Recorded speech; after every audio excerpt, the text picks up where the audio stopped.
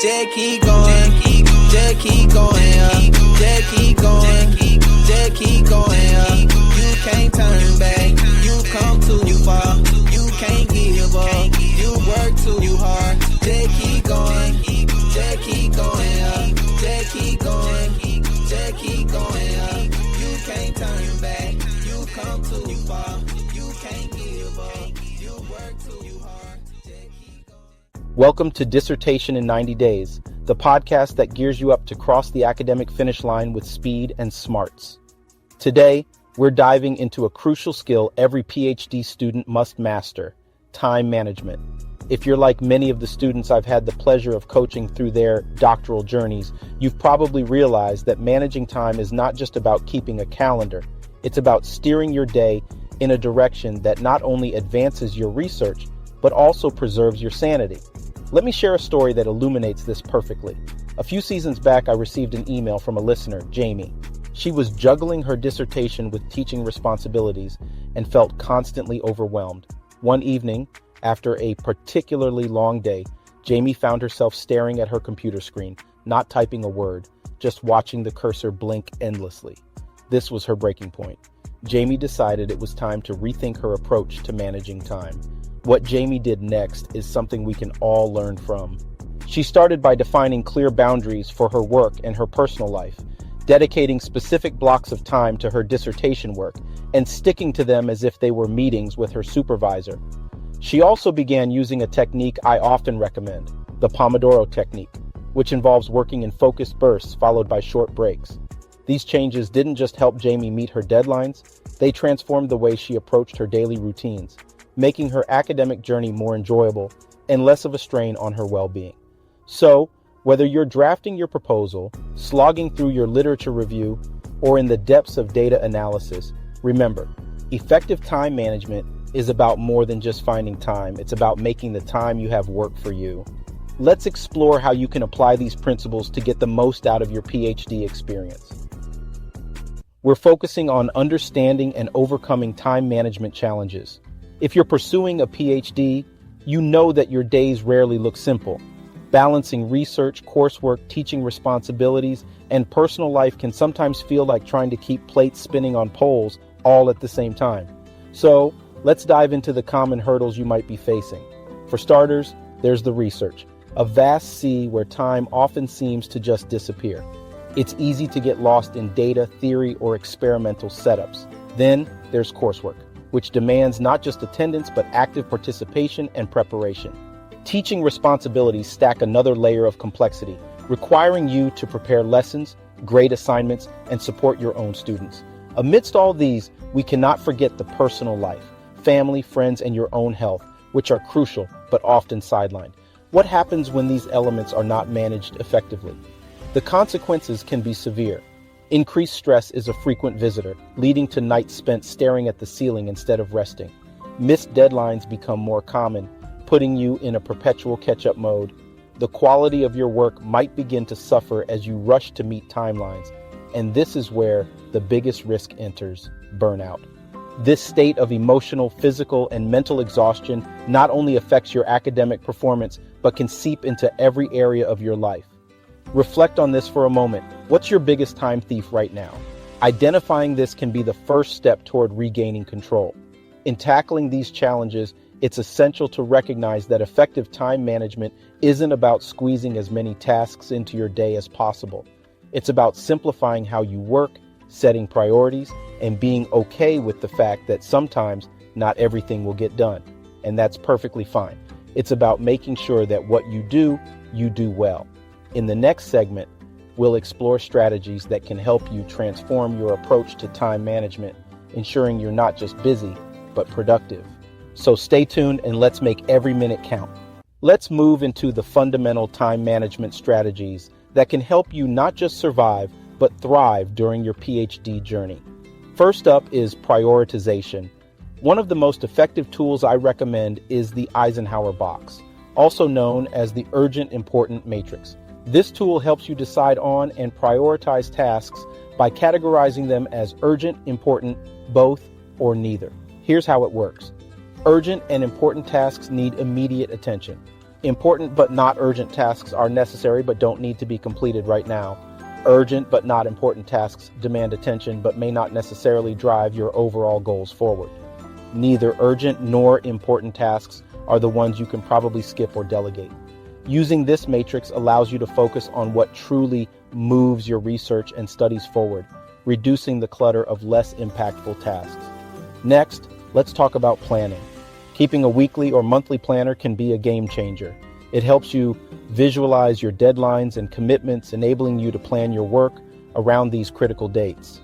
Now, whether you choose a digital planner or stick to the classic paper version depends on your personal preference. Digital planners can send you reminders and are easily editable, while paper planners might give you the satisfaction of physically checking off completed tasks. Tools like Google Calendar, Trello, or Asana can be invaluable for keeping track of your tasks and deadlines. Batching and time blocking are next on our list. Batching involves grouping similar tasks together to reduce the time spent switching between tasks.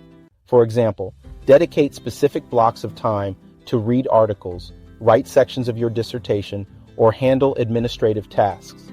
Time blocking helps you commit to these tasks during designated times, enhancing focus and efficiency. This method trains your brain to focus on one type of task at a time, significantly boosting your productivity. Lastly, let's discuss delegation and saying no.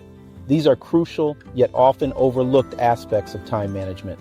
If you're involved in teaching or managing research projects, learn to delegate tasks where possible.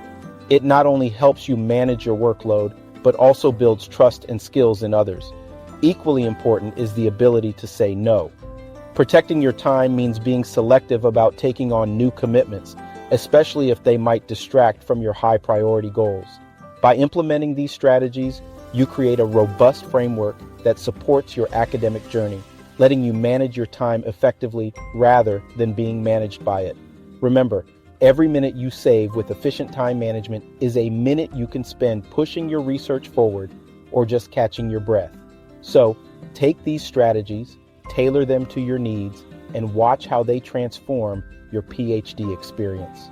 In this segment, we're putting our time management strategies into action, tailoring them to a typical week in the life of a PhD student. Let's explore how to weave these strategies into your daily routine to balance your academic and personal life efficiently. Imagine it's Monday morning and you're gearing up for the week. Planning is your first step. Take a moment to look at your digital or paper planner. See what deadlines are approaching and what meetings or classes you have scheduled. Use time blocking to allocate specific hours of your day to different tasks. For instance, block a couple of hours in the morning for research when you're most alert and creative.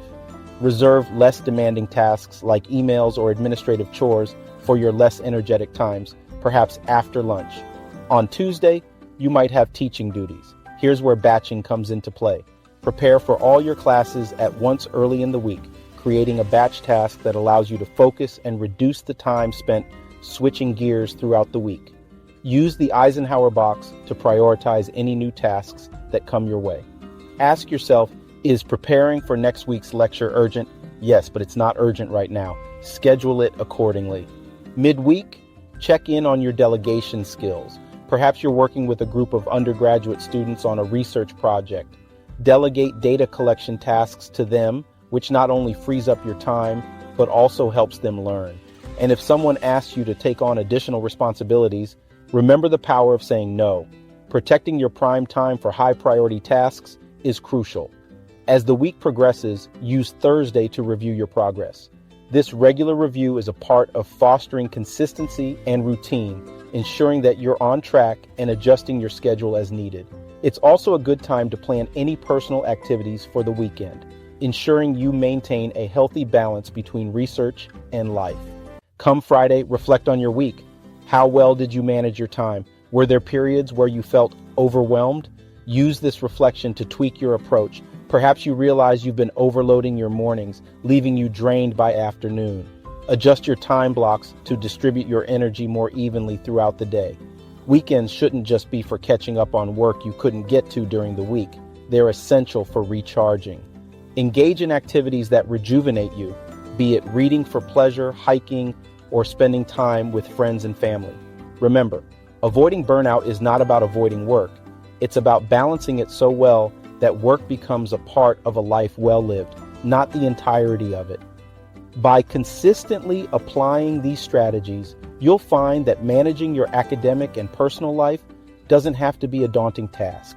It's about making small, deliberate choices that add up to significant, productive changes. Keep refining your methods, and soon you'll see not just improved productivity, but also enhanced well-being. As we wrap up today's episode of Dissertation in 90 Days, let's briefly revisit the essential strategies we've covered: prioritization, planning, batching, and consistency. These are your pillars for mastering time management throughout your PhD journey. Prioritization helps you see what needs your attention first. Planning organizes your efforts. Batching maximizes your efficiency. And maintaining consistency ensures that these practices become more than just good habits. They become your second nature. I encourage you to choose one of these strategies and try incorporating it into your schedule next week. Notice the changes. Maybe you'll find yourself less stressed, more productive, or even finishing tasks quicker than expected. And I'd love to hear about your experiences. Feel free to share your stories with us on social media or drop us an email. Your insights not only enrich your learning, but also help build a community of mutual support and growth. Before we sign off, remember to subscribe to our podcast for more practical insights.